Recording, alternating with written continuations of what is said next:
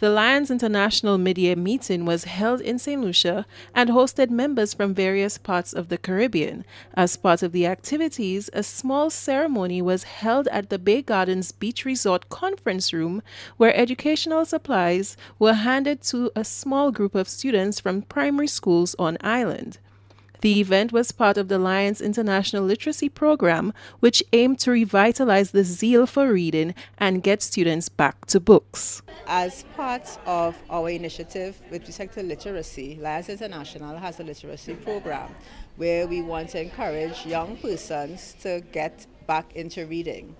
And because we usually have mid-year meetings twice a year, we wanted to actually add a service component to our meetings. We usually do service on an individual club level in our individual member states, but we do not often have a project as a joint initiative between all the islands to support any initiative in any country that we visit.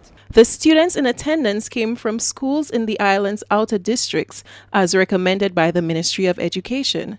Accompanied by teachers, they graciously accepted the gifts of knowledge which were donated by members of the club throughout the Caribbean and ranged from books to electronics. We have asked the Lions who are attending the meeting to each Lion to bring at least 2 books or educational materials that were targeted for the age group 6 to 8.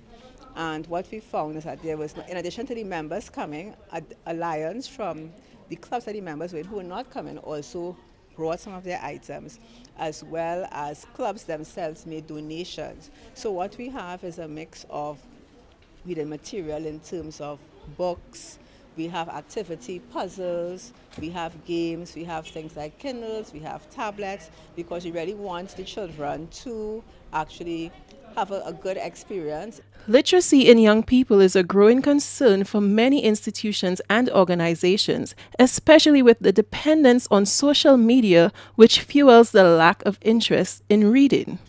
The Lions Club plans to continue the program throughout the islands of the Caribbean, with the next stop being Antigua.